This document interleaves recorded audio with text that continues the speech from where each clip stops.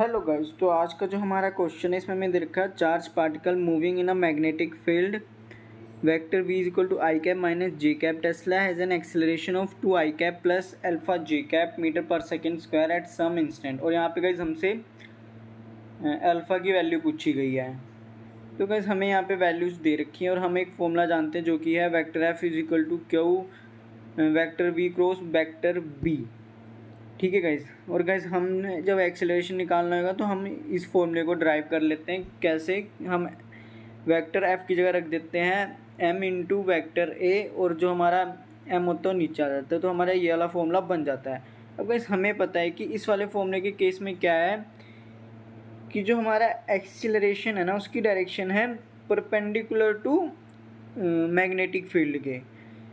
ठीक है गाइज। और हमारे एक्सेलरेशन की डायरेक्शन परपेंडिकुलर क्यों है? क्योंकि हमारी जो फोर्स होगी जो चार्ज पार्टिकल पे लग रही होगी उसकी डायरेक्शन भी क्या होगी, जो मैग्नेटिक फील्ड है उसके परपेंडिकुलर होगी।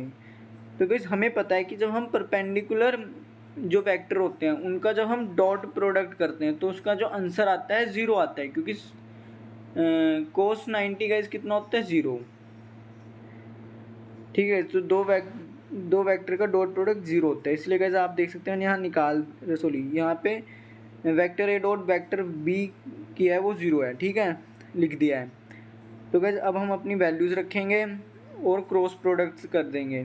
सॉरी गाइस, क्रॉस प्रोडक्ट नहीं गाइस, डॉट प्रोडक्ट करेंगे। तो यहाँ पे गाइस क्या होगा कि आई कैप इंटू आई कैप हमारा 1 ही हो जाएगा और 2, तो यहाँ पे हमारा आ जाएगा 2। फिर जब minus J cap plus alpha जे कैप करेंगे तो यहाँ पे भी हमारा क्या आ जाएगा, अल्फ़ा आ जाएगा और यहाँ से हमारी जो अल्फ़ा की वैल्यू है वो आ जाएगी 2। ठीक है guys, 2 metre per second square. तो गाइस ये है हमारा आंसर इस क्वेश्चन का। और अगर आपको कोई डाउट है तो कमेंट सेक्शन में पूछेगा। Thank you guys.